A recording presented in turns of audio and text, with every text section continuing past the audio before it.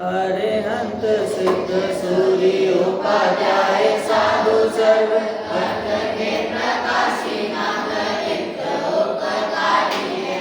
इनको स्वरूप जाने लागत भरी जो भक्ति काय को न पाए स्तुति और उच्चारी है धन्य धन्य तेरी से काज सब आज भय कर जोरी बारंबार वंदना हमारी है मंगल कल्याण सुख ऐसो हम चाहते ओ मेरी ऐसी दशा जैसी तुमदारी है ओ मेरी ऐसी दशा जैसी तुमदारी है। ग्रंथ मंगलाचरण करेंगे। ग्रंथ में मंगलाचरण निकालने सभी।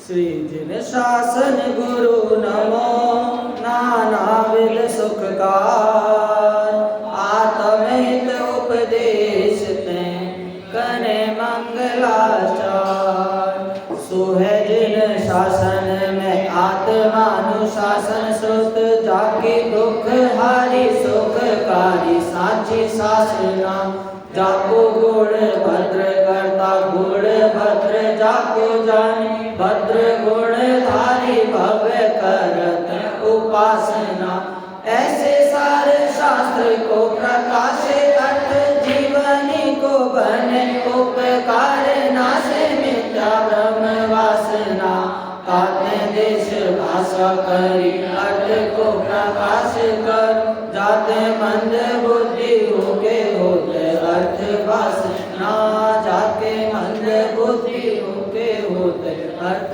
वासना लक्ष्मी निवास निलयम विलीन विलयम निधाय रदिवीरम आत्मानुशासन महम वक्षे मोक्षाय भव्यानाम जो लक्ष्मी के निलय रूप उन्हें अविनाशी प्रभु को उद्धार ग्रंथ रचो आत्मानुशासन भव्य जनों को है शिवकार। आत्मानुशासन नामक ग्रंथ जो गुणभद्र आचार्य द्वारा लिखा गया है इसकी जो भावार्थ है अर्थ है वो पंडित टोडरमल जी ने किए और सबसे सर्वप्रथम मंगलाचरण जो हिंदी में है जो सवैया छंद में है वो पंडित टोडरमल जी ने किया और जो इसके हिंदी छंद है हर श्लोक के बाद हिंदी छंद है वो अभय कुमार जी देवलाली उनके द्वारा इनका हिंदी अनुवाद हुआ। अपनी चर्चा 5वें श्लोक पे चल रही थी जिनमें से अपन देखते हुए आए कि अपन को उपदेश दे रहे हैं तो कौन से जीव उपदेश सुने जो सुखी है वो उपदेश सुने सही बोल रहा हूँ जो दुखी है वो उपदेश सुने और जिसको सुख की प्राप्ति करनी है वो उपदेश सुने। अपन 6 डाला पढ़ी हाँ पीछे अक्षय पंडित जी तो क्या अपन ने 6 डाला पढ़ी 6 डाला में क्या बोलते हैं ताते दुखहारी सुखकार कहीं शीत गुरु क्या कि जो दुख है जिसमें दुख है जो दुख भोग रहा है वो इसको ना सुने उसको कोई ज़रूरत भी नहीं है क्योंकि वो पहले से सुखी है। लेकिन क्या सही बोल रहा हूँ नहीं ध्यान से सुनो पूछूंगा मैं आपसे इस बार बड़ों की मुख्यता नहीं है अभी आपकी मुख्यता है ठीक है। तो क्या कि जो दुखी हैं उनको ये उपदेश ज़्यादा कार्यकारी है क्यों सुख प्राप्ति करनी है ठीक है। अब आगे कह रहे हैं कि हम ठीक है उपदेश सुनेंगे लेकिन आप ऐसे ऐसे उपदेश बोलते हो कि हमें बहुत गंदे लगते हैं कड़वे लगते हैं आपके उपदेश क्यों इतना धर्म करने के बाद भी आप बोले तो मिथ्या दृष्टि अज्ञानी है मूर्ख है। इतनी मेहनत हम करें रोज मंदिर में हम आए दर्शन हम करें पूजा हम करें और तो भी हमें क्या सुनने मिले अधर्मी हो तुम। इतना धर्म करने के बाद भी हमें अधर्मी कह रहे हो आप तो बड़ा कड़वा बोलते हो इतनी सी भी तारीफ नहीं कर पा रहे हमारी क्यों वहाँ पर इसका मतलब कह रहे हैं कि आप उन कटु उपदेश को किसकी तरह लेना रोग जब आपको हो जाता है तो औषधि के रूप में लेना। जैसे आपको रोग हुआ, औषधि आप क्यों खाओगे, दवाई क्यों खाओगे, कड़वी होती है ना वो तो बहुत। अगर इतनी अच्छी दवाई लगती तो रोज थाली में अपन दवाई भी आपको रखते, अच्छी लगती हो तो। मीठी मीठी लगती है क्या? नहीं, कड़वी लगती है ना। हाँ, तो वो कड़वी दवाई अपन क्यों लेते हैं बीमार होने पर? स्वस्थ होने के लिए। पक्का कोई ये तो नहीं सोचता मैं और बीमार हो जाऊंगा, नहीं, और ज़्यादा बीमार होना है, स्कूल जाने नहीं मिलेगा, बढ़िया मज़े आ जाएंगे, हैं? सही होने के लिए लेते हैं ना। तो वो दवाइयाँ जब अपन कड़वी होने के बाद भी सही होने के लिए ले रहे हैं तो इसका मतलब क्या हुआ कि वो आगे जाकर अपन को स्वस्थ करेगी, अच्छा करेगी, उसका असर बहुत ज़्यादा अच्छा होगा। तो उसी तरह ये उपदेश भी ऐसे सुनो कि आगे जाकर आपको इसका बहुत अच्छा फल मिलने वाला है। मम्मी पापा चिल्ला रहे हैं बेटा पढ़ ले, नालायक मोबाइल चलाते रहता है, तो क्यों कह रहे हैं यहाँ पे? पढ़ाई करने के लिए। क्यों? क्योंकि आगे आपका फ्यूचर पढ़ाई से अच्छा होगा या मोबाइल से अच्छा होगा? पढ़ाई से अच्छा होगा।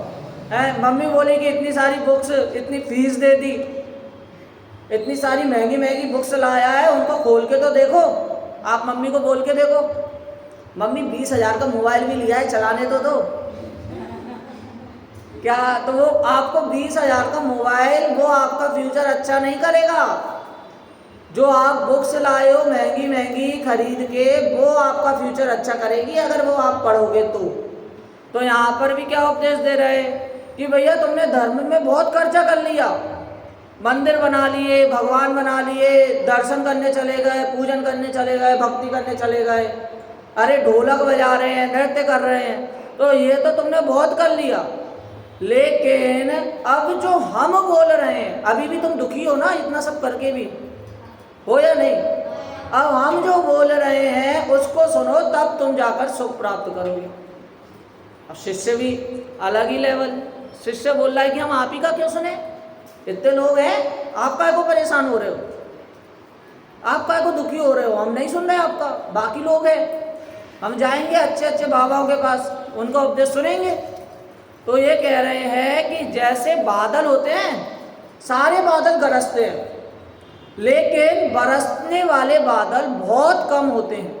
ऐसे बादल बहुत कम होंगे जो जमीन को गीला करे, जिनके अंदर पानी हो, परंतु ऐसे बादल जो गरजने वाले हैं वो बहुत सारे अपन को मिल जाएंगे।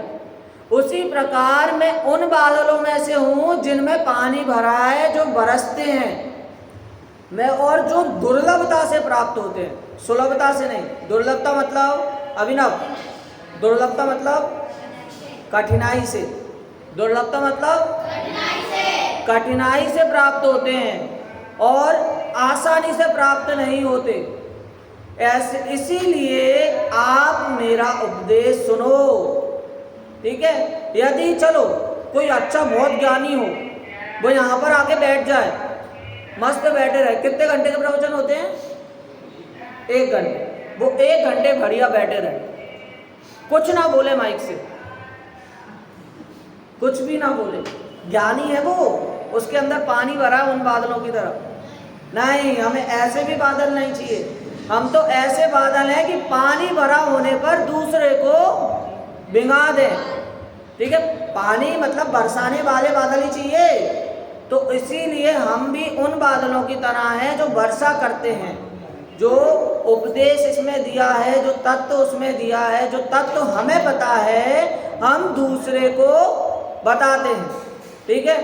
सबसे पहले सीधे बैठो, सब सीधे, कमर सीधी होनी चाहिए। हाँ, चल अब अपन अपने श्लोक पे आते हैं। 5वें श्लोक में क्या कह रहे हैं ये अपन बात करेंगे। उसमें अपने फायदे की बात कर रहे हैं। क्यों? वक्ता हो ना आप, गोष्ठी में वक्तृत्व करते हो, यहाँ के प्रवचन बोलते हो, तो किस तरह के वक्ता अपन को होना चाहिए ये पता करना अपन को जरूरी है। तभी तो भैया यहाँ पर आकर अपन को वक्तृत्व की अच्छी तारीफ होगी, तभी तो उत्कृष्ट आओगे। हाँ, तो इसीलिए एक बार अपन श्लोक का पाठ करते हैं। सभी निकालो पेज नंबर 5, श्लोक नंबर 5। प्राज्ञः प्राप्त समस्त शास्त्र हृदया प्रव्याप्त लोक स्थिति परा प्रसमवान् प्रागेव दृष्टोत्तरः प्रायः प्रश्न सह प्रभु परमनो हारि परा निंदया ब्रूयात् धर्म कथां गणी गुण निधि प्रस्पष्ट वेष्टाक्षरा।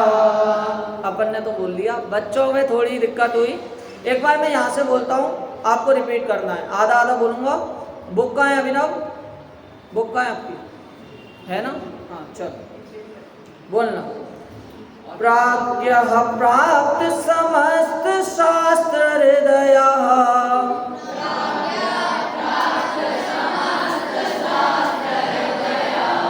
प्रव्याप्त लोक स्थिति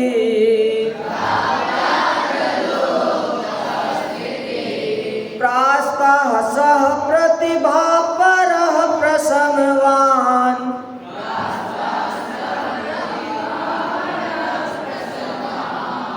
प्रास्ताशः बोलो प्रतिभा प्रतिभा परः प्रसमवान् प्रास्ताशः प्रतिभा परः प्रसमवान्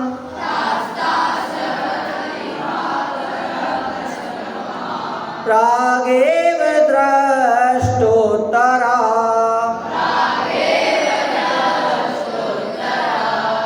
प्रायः प्रश्न सह प्रभु परमनो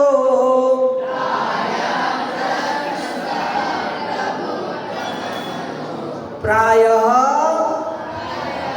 प्रायः प्रायः प्रश्न सह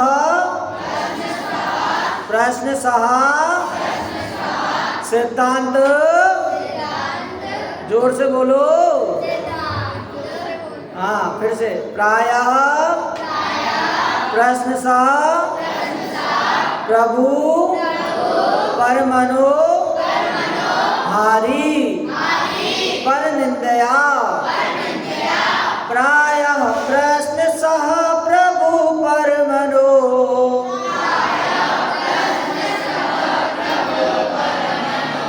हारि परा निंदया ब्रूयात् धर्म कथां गणी गुण निधि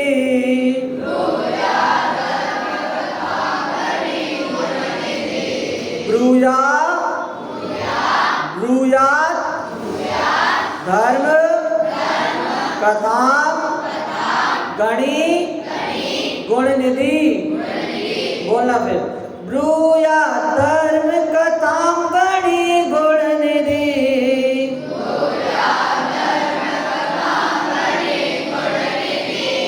प्रस्पष्ट वेष्टाक्षरः।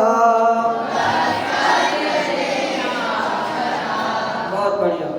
हिंदी में पढ़ेंगे। धर्म कथा कहने का अधिकारी हो प्रज्ञायुक्त शास्त्रज्ञ हो प्रतिभा संपन्न क्षीण आशामय लोक स्थिति का वेज्ञ प्रश्न प्राप्त दृष्टा प्रश्नों का प्रश्न सहन करने वाला प्रभुतायुक्त गुण निधि मृदुभाषी सबका मन हरने वाला। हाँ भाई, कैसा होना चाहिए वक्ता? पहला उसका गुण क्या है? बोलो सभी। प्राज्ञा। पहला शब्द वो ज्ञानी होना चाहिए। कैसा होना चाहिए? दूसरा शब्द क्या बोला अपन ने? शास्त्रों का रहस्य उसे पता होना चाहिए। क्या पता होना चाहिए? तीसरा अपन ने क्या सीखा था? लोक व्यवहार का ज्ञाता होना चाहिए। किसका ज्ञाता? समझते हो लोक व्यवहार कैसे? कैदी के सामने आप बोलो कि पापी हो, आप तो आपने बहुत बुरे कर्म किए हैं, आप इतने महापापी हो, महापापी, नरक में जाओगे, ऐसा किसी कैदी के सामने जेल में जाके बोल दें तो कैदी बोलेगा मैं महापापी हूं और अभी एक और पाप होगा। क्या आप मुझे इतना बोल रहे हो तो एक और मैं कर ही दूंगा। तो इसका मतलब क्या? कैदी को क्या बताना कि भैया अभावों के बारे में बताओ, भूतकाल में जो थे वर्तमान में सुधारा जा सकता है, वर्तमान में जो हो भविष्य में वैसा नहीं होगा। एक पुद्गल से दूसरे पुद्गल का कार्य बिल्कुल अलग है, एक द्रव्य से दूसरे द्रव्य का कार्य बिल्कुल अलग है, कोई किसी का कुछ नहीं कर सकता, ये अपन को बताना है। वहां पर यदि अपन ये सब बोलने लगे पापी वगैरह तो वहां पर संकट में आ जाओगे। तो इसीलिए लोक व्यवहार, आपके आसपास का वातावरण आपको पता होना चाहिए, किस तरह के लोग और किस तरह की बातें, इस प्रकार लोक व्यवहार का काम। ठीक है, चौथा अपन ने क्या पढ़ा था?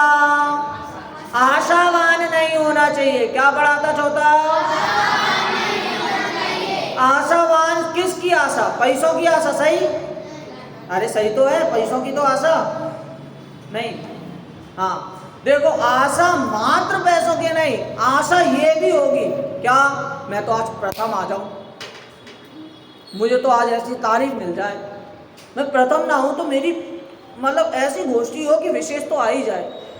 ये भी एक तरह की आशा है।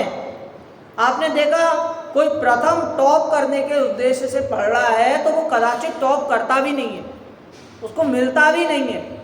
लेकिन जो मात्र अपनी नॉलेज बढ़ाने के लिए पढ़ता है या रुचि से पढ़ता है तो वो हमेशा प्रथम ही आता है।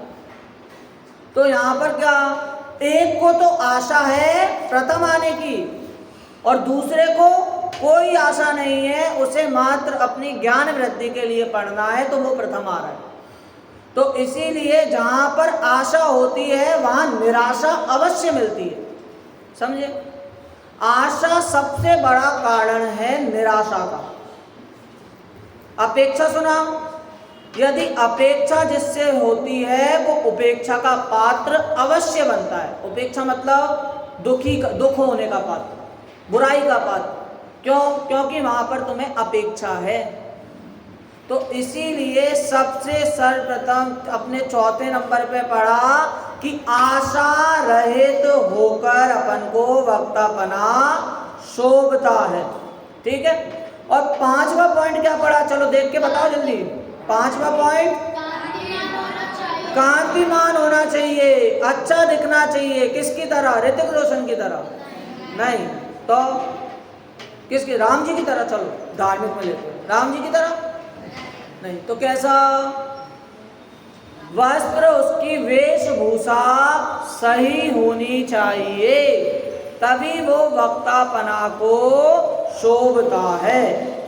फिर इसके बाद अभी अपन ने एक और चीज पढ़ी थी क्या? ये 6वें नंबर पे आए थे क्या अपन? नहीं आए? 6वें नंबर पे देखो क्या लिखा है, वह उपशम परिणाम वाला होना चाहिए, क्योंकि तीव्र कषाय व्यक्ति सबके लिए अनिष्टकारक और निंदा का स्थान होगा। समझे?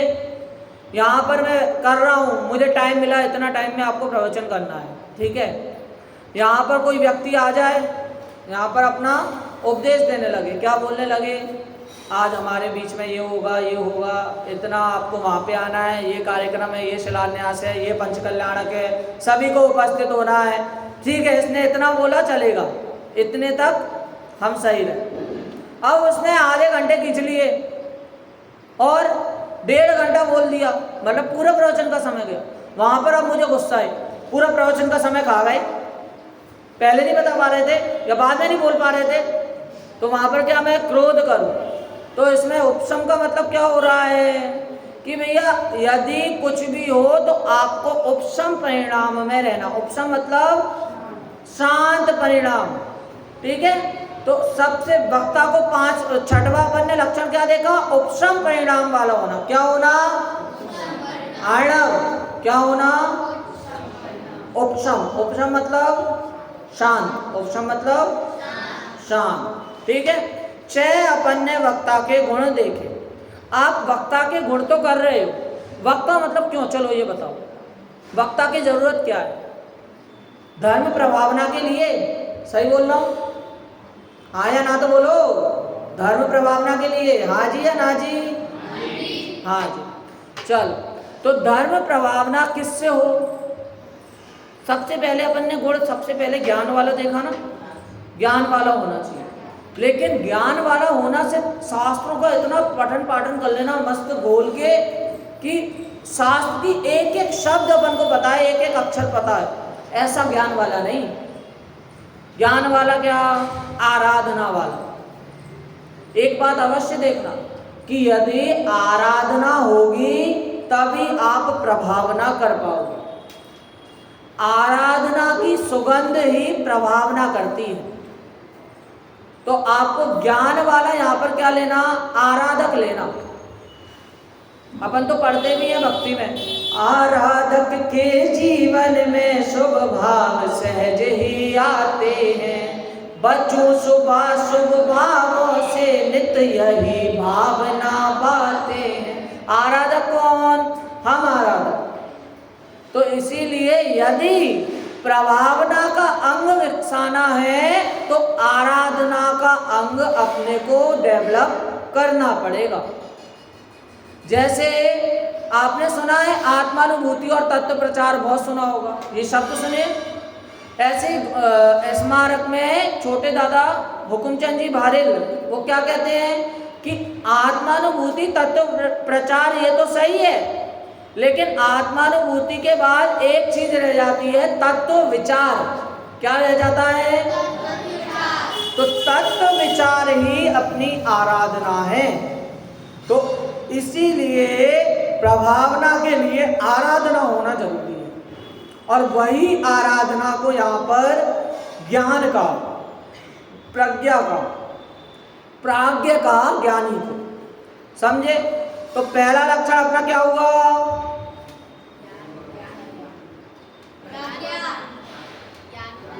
आगे नहीं बढ़ेंगे, बताओ क्या हुआ पहला लक्षण? प्राज्ञा। हाँ, ज्ञानी प्राज्ञा। दूसरा लक्षण, दूसरा लक्षण, दूसरा लक्षण, तीसरा लक्षण, हाँ तीसरा लक्षण, हाँ लोक व्यवहार। चौथा लक्षण, चौथा लक्षण, हाँ भाषा शैली अच्छी होनी चाहिए। ये कहाँ है? आशावान नहीं होना। चौथा लक्षण क्या? पांचवा लक्षण कांतिमान। पांचवा लक्षण और छठवां लक्षण उपशम परिणाम वाला होना। छठवां लक्षण, हाँ। अब सातवां लक्षण अपन देखते हैं, उसमें देखो क्या लिख रहे हैं, वह श्रोताओं द्वारा प्रश्न करने के पहले ही उत्तर का जानकार होना चाहिए, क्योंकि स्वयं ही प्रश्नोत्तर करके समाधान करने से श्रोताओं को उपदेश में दृढ़ता होगी। मोक्ष मार्ग प्रकाशक कभी आपने पढ़ा? किसी ने देखा? उसमें ये है कि पंडित टोडरमल जी जब लिखते हैं, मतलब उन्होंने जो जो लिखा, तो उसमें अपन पढ़ते जाते हैं ना, तो अपने मन में एक प्रश्न उठता है और आगे जाके देखते हैं तो वही प्रश्न उसमें लिखा रहता है। तो इसका मतलब क्या? ये मनोवैज्ञानिकता है। तो मनोवैज्ञानिकता, इसमें अपन को पहले से पता होना चाहिए कि अपना विषय क्या चल रहा है, इस संबंध में कैसे प्रश्न आपको आ सकते हैं। तो वो प्रश्न का पहले से समाधान अपन अपने उसमें कर दें। और यदि श्रोता यदि कोई प्रश्न पूछे, आपसे किसी श्रोता ने प्रश्न पूछा कि जीव कौन, आपने बोला पता नहीं, चलो ठीक है छोड़ा। फिर बोला अजीब कौन, ये भी नहीं पता। आज तरफ क्या, ये भी नहीं पता, सात तत्व क्या, ये भी नहीं पता, तो आप बैठे क्यों हो? तो इसका मतलब क्या कि यदि आपको प्रश्नों के कुछ भी उत्तर नहीं पता है तो आप वक्ता अच्छे नहीं। तो इसीलिए आपको उन प्रश्नों के उत्तर पता होने चाहिए। अपन ने अभी शिलान्यास का कार्यक्रम जो हुआ उसमें गोष्ठी, आपने दोपहर में बैठे तो गोष्ठी में क्या होता था, एक वक्ता के बाद प्रश्न उत्तर पूछते थे, चर्चा होती थी। तो इसका मतलब वो वक्ता को निखारने वाली कला है। और यदि आपको उसका उत्तर नहीं भी पता, किन्हीं किन्हीं प्रश्नों का आगम, किन्हीं किन्हीं प्रश्नों का उत्तर आपको नहीं पता, तो आप सीधे ये भी बोल सकते हो कि जी मुझे इसका उत्तर नहीं पता है, मैं कल पता करके बताऊंगा। वहां पर आपको ये नहीं करना कि अपने ज्ञान के उसके लिए, मद के लिए, मान के लिए आप उस प्रश्न का उत्तर गलत दे दें। कल बात हुई गोष्ठी, आप एक बोलते हो और आप एक के वाक्य अनेक लोग लिखते हैं, तो इसीलिए आपको गोष्ठी अच्छे से देखकर लानी है कि कहीं मैं कुछ गलत ना बोलूं, क्योंकि आपका वो सब नोट डाउन कर रहे हैं और उनके पास भी गलत नॉलेज पहुंचेगी। इसीलिए सबसे पहला लक्षण कह के ये बता दिया कि ज्ञानी हो, और अब सातवें में बता रहे हैं कि ऐसा उसको उत्तर आने चाहिए। अपन तो ये जोड़ रहे हैं कि यदि उत्तर बाय चांस ना आए किसी एक क्वेश्चन का, तो आप सीधे सीधे बोल दो कि मुझे इसका जवाब नहीं पता, मैं बाद में आगे जाकर आपको बताऊंगा। ठीक है। कहते हैं कि चर्चा करनी चाहिए। आपसे कभी सुना कि क्लास के बाद चर्चा करो, प्रवचन के बाद चर्चा करो, आपस में चर्चा करो? हाँ, क्यों कहते हैं? क्योंकि जो चर्चा है वही अपनी चर्या का माध्यम होता है। समझो मैं क्या बता रहा हूँ। चर्चा मतलब क्या, आप बिना चर्चा किए कुछ काम नहीं कर सकते, पता है? एग्जाम्पल दूं, जैसे शादी किसी की होनी हो, आप उससे बिना चर्चा करे ऐसी सीधे विवाह कर देते हो क्या? नहीं ना, चर्चा करते हो उस पर। चलो आप इसके लिए भी छोड़ो, व्यापार के लिए भी चर्चा करनी पड़ती है ना कि ये व्यापार सही है या नहीं, इलीगल तो नहीं है, लीगल है ना, ये जगह सही है, यहाँ पर गवर्नमेंट आके परेशान तो नहीं करेगी, सब कुछ देखते हो ना, अतिक्रमण तो नहीं हो पाएगा, आधी दुकान तो नहीं हमारी टूट जाएगी। इतना सब चर्चा कर कर आप उस चर्या में प्रवृत्ति करते हो ना, मतलब वो व्यापार करते हो ना। इसीलिए चर्चा करोगे तभी आपका ज्ञान विकसित होगा, तभी आपको चारों तरफ की नॉलेज आपको मिलेगी और तब जाकर आप वक्तापने को सुशोभित हो पाओगे। समझे? इसीलिए आपको बोलते हैं कि हर बार चर्चा किया करो। आप पढ़ते भी हो तब कैसे चर्चा करते हो? आपस में बैठ के समझते हो ना, तो उस समय अकेले क्यों समझना, बाद में आप कभी भी समझ सकते हो ना। तो इसीलिए वक्तापने को ये सब शोभित होता है। चलो छठवां अंग अपन ने क्या देखा अभी? छठवां अंग आवाज नहीं आई। सातवां अंग अभी तो देखा। प्रश्न उत्तर, प्रश्नोत्तरी, प्रश्न का उसको हर प्रश्न का उत्तर पता होना चाहिए। सातवां अंग क्या? प्राग। आप इसको एक शब्द में बोलें तो अपन ये भी बोल सकते हैं प्राग प्रश्न दृष्टा। प्राग मतलब पहले से, प्रश्न मतलब प्रश्न और दृष्टा मतलब उसका उत्तर, तो प्राग प्रश्न दृष्टा। सातवां अंग क्या? आवाज नहीं आई। अच्छा चल, तीसरा अंग बिना देखे बताओ। तीसरा अंग, पांचवा अंग, पांचवा अंग, सातवां अंग। हाँ मैं अभी पूछूंगा, ये आज मीटिंग चलो, अब अपन ने 7 अंगों के बारे में अपन ने चर्चा तो की, एक बार और रिपीट करो मेरे को। दूसरा अंग